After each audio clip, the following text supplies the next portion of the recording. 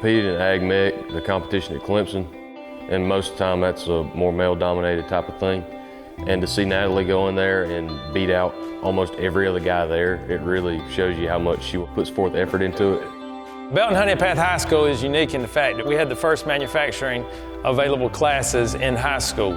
Students in this program, they aren't so much pigeonholed into picking one path and doing it. They get exposed to the different areas, so they get to see where their interests might lie, and then they can pursue that either after school or once they enter the workforce.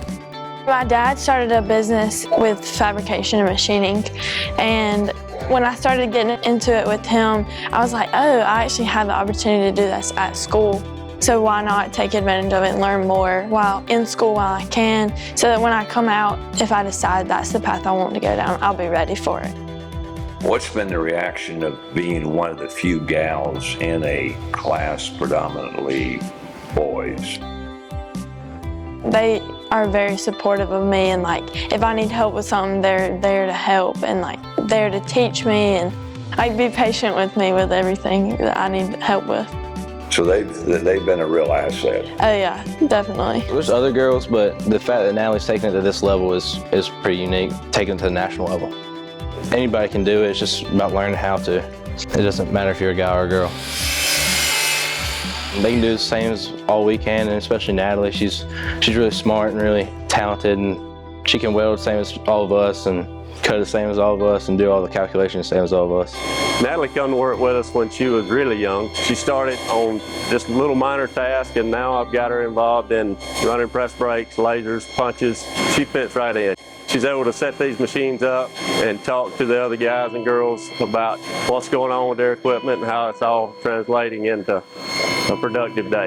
I actually feel like I'm part of something more than just like the usual.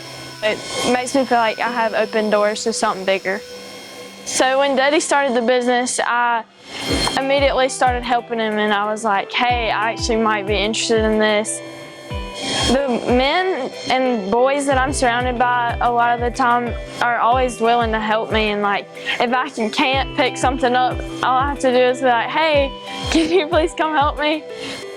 As long as you learn how to do it, you can do anything.